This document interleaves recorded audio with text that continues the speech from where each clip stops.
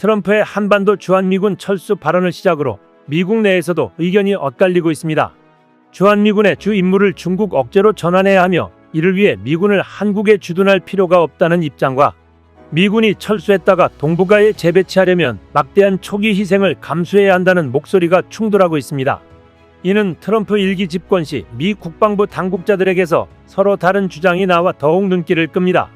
각각의 주장의 이유와 근거를 들어보고 한국이 나아가야 할 방향에 대해 생각해 보겠습니다.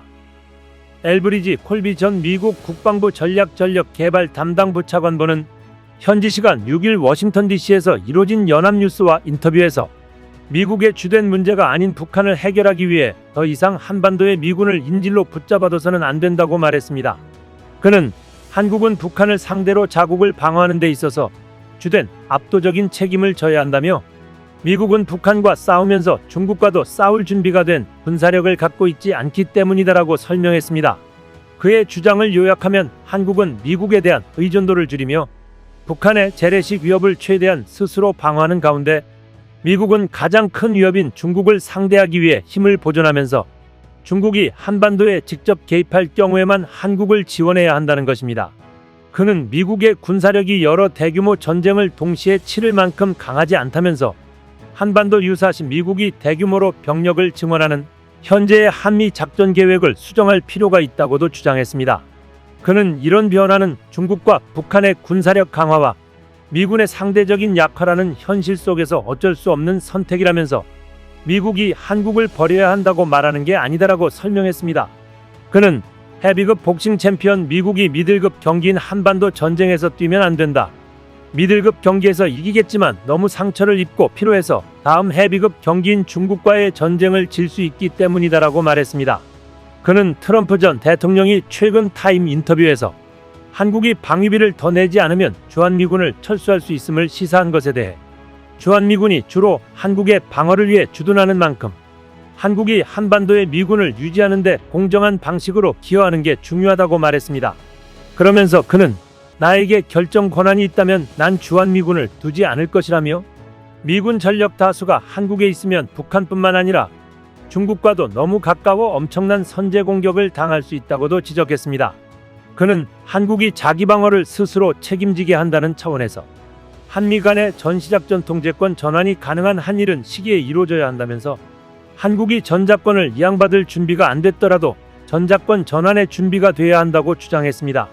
그는 또 미국이 자국 도시들을 희생하면서까지 한국을 북한 핵 공격에서 보호하지는 않을 것이기 때문에 바이든 행정부의 확장 억제 조치가 충분하지 않다고 지적했습니다. 이런 상황에서 한미가 북핵을 억제하기 위해 모든 선택지를 고려할 필요가 있다면서 한국이 핵무장을 하지 않는 대안을 훨씬 선호하지만 한국의 핵무장을 배제하지는 않는다고 말했습니다. 한편 허버트 R. 맥메스터 전 국가안보보좌관은 6일 조선일보와의 전화 인터뷰에서 도널드 트럼프 전 대통령을 포함한 많은 미국인은 주한미군이 가장 효과적으로 미국과 세계의 안보를 지키는 방법이란 점을 알고 있다고 했습니다.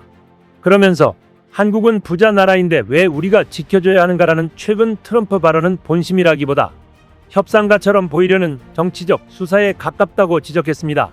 그는 미군이 철수했다가 동북아에 유사시 미군을 재배치하려면 막대한 초기 희생을 감수하는 입장료를 치러야 한다.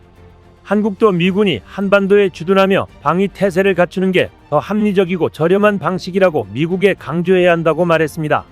군사역사학 박사이자 미 육군의 지성이라 불리는 맥메스터는 2017년부터 2018년 초까지 트럼프 정부의 두 번째 국가안보보좌관을 지낸 바 있습니다. 존 켈리 비서실장, 짐 매티스 국방장관 등과 함께 트럼프 임기 초반 외교 안보 폭주를 제어하는 역할에 앞장서기도 했습니다. 트럼프가 사드 배치 비용을 한국에 전액 부담시키려 하자 맥메스터가 이를 만류한 일화는 유명합니다.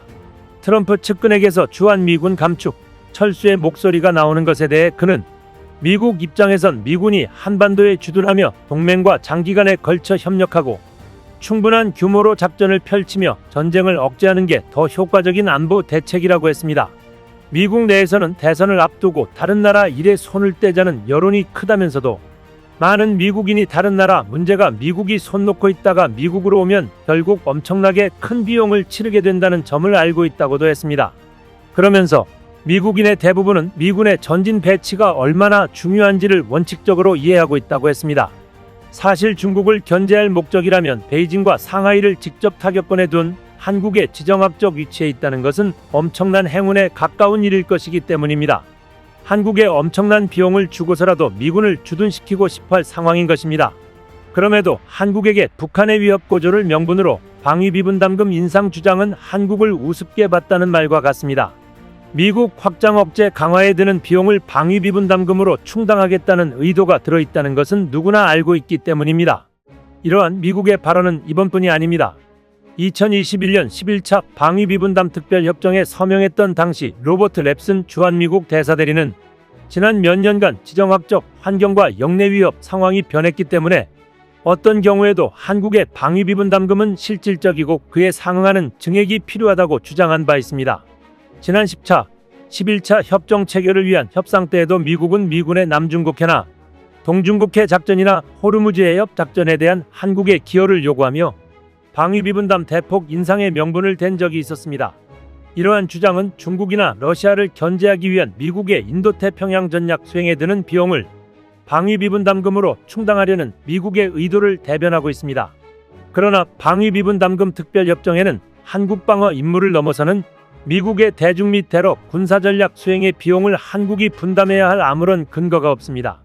주한미군의 주둔경비를 일부 지원한다는 방위비분담금의 틀과 취지를 넘어 해외 미군 지원과 주한미군의 한국 영역의 작전 비용을 한국이 대는 것은 명백한 불법입니다. 따라서 한국 방어 목적의 주한미군 경비를 분담하는 방위비분담 특별협정은 그 취지를 이제 상실했다고 할 수 있을 것입니다. 그렇지 않아도 방위비분담금이 미국 본토 방어가 주임무인 성주 사드기지 공사비와 해외 미군 장비 정비비에도 불법 사용되는 등 방위비분담 특별협정의 본래 취지를 미국 스스로 부정해왔습니다. 이제 주한미군의 성격과 임무가 대북방어가 아닌 대중임무 수행으로 사실상 바뀐 상황에서 한국은 주한미군의 경비를 지원해야 할 이유도 법적인 근거도 없는 것입니다. 그런데 트럼프 1기 정권 시절 에스퍼 국방부 장관은 방위비 분담금 문제와 관련해 작심한 듯 한국의 대폭 증액을 압박한 바 있습니다. 에스퍼 장관은 우리는 우리의 공동방위 비용에 대해 더 공평한 방법을 찾아야 한다면서 그것이 불공평하게 미국 납세자들에게 지워져선 안 된다고 말했습니다. 에스퍼 장관은 또 미국은 나토와 다른 동맹국들뿐만 아니라 한국도 우리의 집단 안보에 더 많이 기여하기를 촉구한다고 말했습니다. 그러면서 우리는 주한미군의 안정적 주둔을 보장하기 위해 가능한 한 빨리 방위비 분담금 특별협정의 합의에 도달할 필요성에 모두 동의할 것으로 기대한다고 밝혔습니다. 트럼프 1기 내각 참모들이 공개적으로 한국의 방위비 인상 압력을 가한 것입니다. 그러면서 에스퍼 장관은 이날 양국은 함께 자유롭고 개방된 인도 태평양을 유지하기 위해 전념하고 있다며 미국의 중국 견제에 한국의 동참을 염두에 두는 발언을 하기도 했습니다. 그는 70년간 우리 동맹은 인도 태평양 평화와 번영의 보루로 남아있다고 한 뒤 다가올 70년 그 이상의 도전에 대응할 준비가 돼 있음을 확실히 하길 기대한다라고 말하기도 했습니다. 이 발언에 대해 당시 이수혁 주미대사는 센 발언으로 맞받아쳤습니다. 이수혁 대사는 외교통일위원회 국정감사에서 한국이 70년 전에 미국을 선택했기 때문에 앞으로도 70년간 미국을 선택하는 것이 아니다라고 언급했습니다. 미국이 미국 우선주의를 내걸고 한미 방위비를 압박하는 데 대해 한국도 한국 국익을 최우선에 두고 미국이 우리 국익에 도움이 돼야 선택하겠다는 센 발언입니다. 이는 한미 동맹의 성역화에 대한 우려이며 트럼프 행정부가 동맹들을 상대로 무모한 방위비 압박 요구에 대해 우리 정부가 일침을 날린 셈입니다. 또한 일방적으로 끌려가지 않겠다는 신호를 보낸 것입니다. 이와 관련해 국내에서도 논란이 일자 주미 한국 대사관은 해명 자료를 통해 한미동맹은 70년 전 맺어진 과거의 약속뿐만 아니라 양국이 공히 공유하는 가치와 이익에 기초하기에 현재는 물론 앞으로도 유지돼야 한다고 이 대사 발언의 취지를 설명했습니다. 이런 가운데 한국이 향후 핵무장 결정을 해도 이를 존중해야 한다는 주장이 미국에서 나와 주목되고 있습니다. 워싱턴 포스트의 안보 전문 칼럼니스트이자 미국 외교협회 선임연구원인 맥스 부트는 미국이 미국 도시가 공격당하는 것을 감수하면서까지 한국을 핵무기로 보호할 것인지를 두고 한국인들이 의구심을 갖는 것은 이해할 만한 일이라고 강조했습니다. 부트 칼럼니스트는 한국인들이 핵무기를 포기한 뒤 침공당한 우크라이나와 같은 처지가 될 수 있다고 우려한다면서 한국 지도자들이 확장 억지 강화를 위해 미 전술핵의 한국 재배치, 미국이 북대서양 조약기구와 맺고 있는 핵공유 협정, 자체 핵능력 개발 등을 논의해왔다고 지적했습니다. 부트 칼럼니스트는 미 정부 고위 당국자가 한국의 자체 핵개발 논의는 매우 염려되는 사안이며 핵무기가 확산되길 원치 않는다. 확산이 미국이 신뢰하는 나라들로 그치지 않을 것이기 때문이라고 말했다고 전했습니다. 그러나 부트 칼럼니스트는 도널드 트럼프 전 대통령이 미군 주둔 비용을 급격히 늘리지 않으면 주한 미군을 철수하겠다고 위협한 것을 감안할 때 한국인들이 미국의 안보 보장을 확신하지 못하는 것은 쉽게 알 수 있는 일이라고 강조했습니다. 부트 칼럼니스트는 다가올 미 대선에서 트럼프가 승리할 경우 한국의 미 대통령이 멀리 있는 동맹을 위해 핵 참화를 감수할 것으로 믿을 수 있을까라고 반문했습니다. 부트 칼럼니스트는 핵위협이 커지고 미국의 군사적 우위가 사라지고 국제사회 주도에 대한 미국인들의 지지가 줄어드는 속에서 미국의 핵 확산 반대 입장이 유지될 수 있는지 신중히 검토해야 한다고 강조했습니다. 부트 칼럼니스트는 북한의 핵위협이 명백히 이례적 상황, 회원국의 최고 이익이 침해되는 경우라는 핵 비확산 조약 10조에 해당된다며 한국이 NPT에서 탈퇴할 권리가 있다고 지적했습니다. 부트 칼럼니스트는 미국이 프랑스, 영국, 이스라엘, 파키스탄, 인도 등 우호국들의 핵보유는 허용해온 반면 이란과 북한 등 불량 국가들의 핵보유에 반대해왔음을 지적하면서 한국이 핵보유를 한다고 이런 상황이 변하지 않는다고 강조했습니다. 즉, 북핵 대응 목적으로 한국이 핵무장을 검토하는 것만 문제 삼아서는 안 된다는 취지입니다. 부트 칼럼니스트는 이어 핵보유는 한국이 결정할 일이며 미국은 압박을 자제하고 민주주의 동맹국이 내리는 결정을 존중해야 한다고 천명했습니다.